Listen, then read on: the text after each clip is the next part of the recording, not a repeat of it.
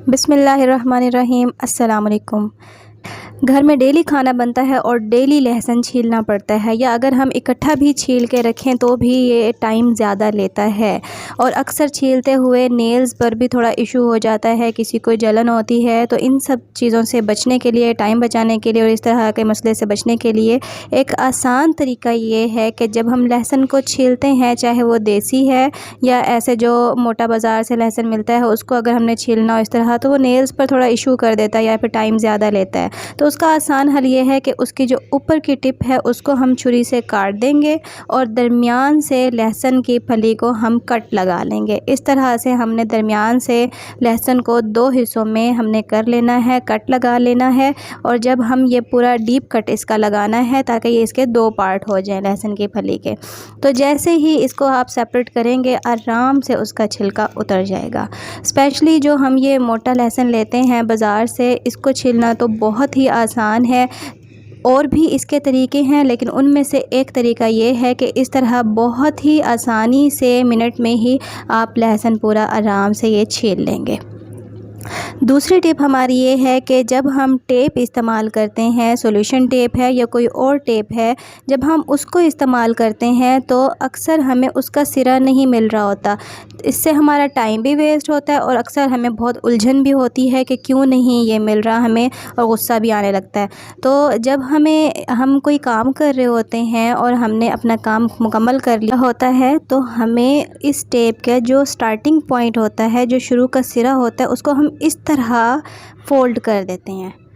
इस तरह फ़ोल्ड जब हम उसे कर देंगे तो उसका जो बिल्कुल स्टार्टिंग पॉइंट है वो उस तरह चिपकेगा नहीं, और बाद में हमें जब हमने कोई और काम दोबारा करना होगा तो हमें उसका सिरा ढूंढने में बहुत ज़्यादा टाइम नहीं लगेगा।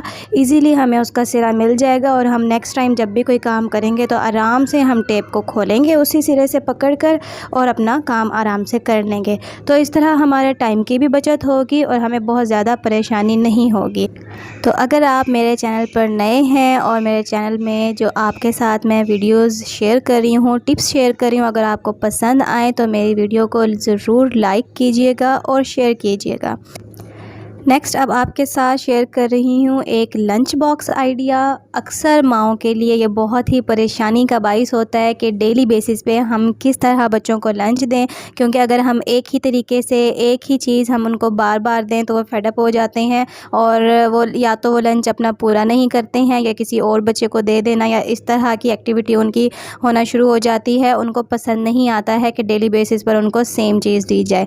तो एक लंच बॉक्स आइडिया आपके साथ शेयर कर रही हूँ। मैंने सिंपल लिया है ब्रेड, उसको हल्का सा तवे पर मैंने फ्राई किया है, मतलब हल्का सा उसको गर्म कर लिया ब्रेड को। उसके बाद मैंने एक शामी बनाई थी, चिकन और चने की दाल की शामी बनाई हुई थी, तो उसको मैंने थोड़ा सा फैला के ब्रेड के ऊपर रखा है। और आपके पास सैलेड के लिए जो भी है, टमाटर थोड़ा बहुत छोटे से पीसेस या खीरा और थोड़ा सा प्याज, वो उसके ऊपर डाले हैं। और फिर मैंने, मेरे बेटे को पसंद है मायोनीज़, तो मैंने उस पर मायोनीज़ थोड़ा सा स्प्रेड कर दिया है। अगर केचप बच्चों को पसंद है, आपके बच्चों को, ज़्यादातर बच्चों को केचप पसंद होता है, तो एक लेयर आप केचप की उसके ऊपर लगा दें या मायोनीज़ और केचप मिक्स उसके ऊपर आप लगा दें, तो बहुत ही अच्छा ये बच्चों का लंच बॉक्स बन जाएगा, जो हेल्दी भी है। और इसमें जो शामी मैंने यूज़ किया है वो बिल्कुल स्पाइसी भी नहीं है, क्योंकि मेरे बच्चे ज़्यादा स्पाइसी नहीं खाते हैं, मोस्टली बच्चे स्पाइसी नहीं खाते हैं।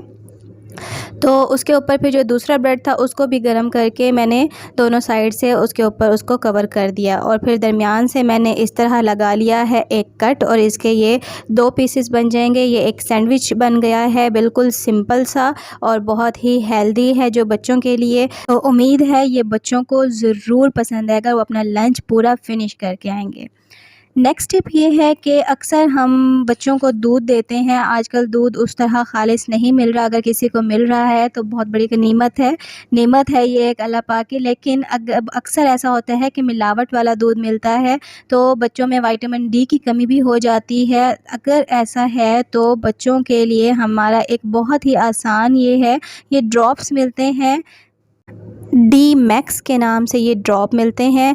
ये डेली 1 या 2 ड्रॉप, थोड़ा सा बड़ा बच्चा है तो 2 ड्रॉप हम देंगे, और अगर छोटा बच्चा है तो 1 ड्रॉप हमने उसको देना है। हम एज़ इट इज़ भी उसके मुंह में दे सकते हैं, लेकिन अगर आप बच्चे को दूध दे रहे हैं तो उसमें मिक्स करके दे दें, या फिर अगर आप कोई जूस दे रहे हैं तो उसमें आप 1-1 ड्रॉप डेली बेसिस पर डालकर दे दें। इस तरह बच्चों में विटामिन डी की कमी नहीं होती है। आजकल बहुत ज़्यादा ये देखा गया है बच्चों में विटामिन डी की कमी हो रही होती है, तो और अक्सर हमें फ़ील भी नहीं होता। तो बच्चों को सेहतमंद रखने के लिए ये एक बहुत ही आसान टिप है। ये छोटा बेबी जैसे है, इसको हम सिर्फ 1 ड्रॉप देंगे, और ये फीडर लेती है, दूध पीती है, तो इसको हम फीडर में 1 ड्रॉप डालकर भी दे सकते हैं।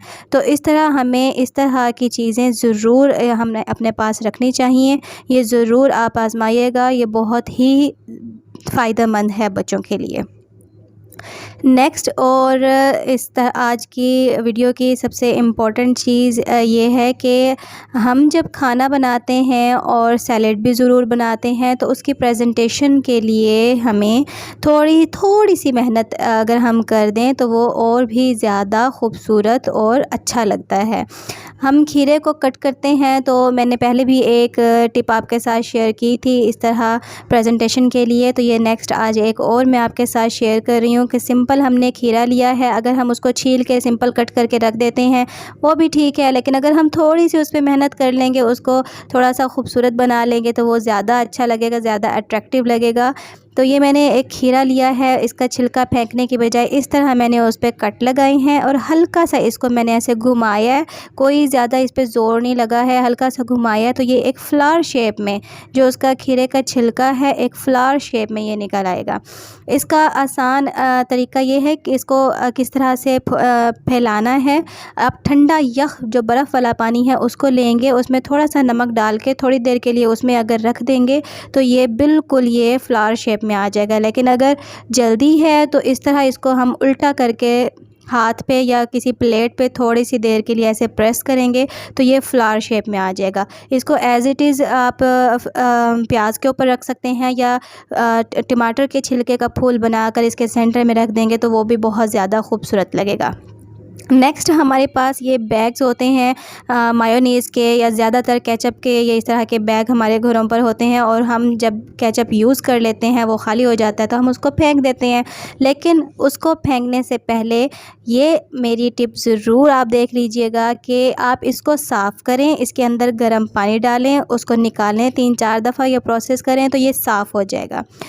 जब हमारे जिस्म में किसी हिस्से में दर्द हो रहा होता है, तो जैसे सर्दियाँ आ गई हैं, अक्सर ऐसा होगा किसी न किसी हिस्से में दर्द हो रहा होता है, तो इसके अंदर गर्म पानी जब हम डाल लेंगे तो ये एक बैग बन जाएगा। उसको फिर उस गर्म हिस्से पे, जिस्म के किसी गर्म हिस्से पे जब हम लगाएंगे तो वो काफ़ी ज़्यादा इफ़ेक्टिव होगा, वो उस दर्द से आराम मिल जाएगी। तो इस तरह की छोटी छोटी टिप्स जो हैं उनसे हम फ़ायदा उठा सकते हैं।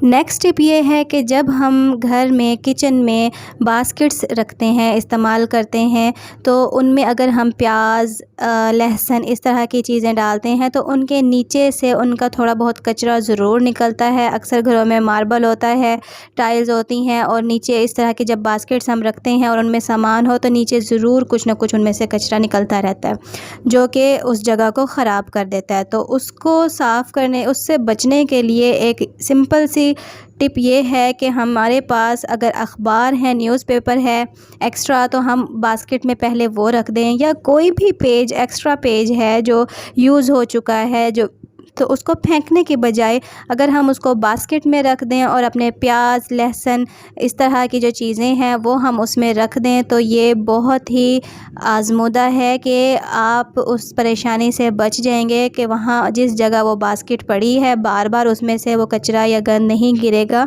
और वो बार बार वो जगह मैली नहीं होगी।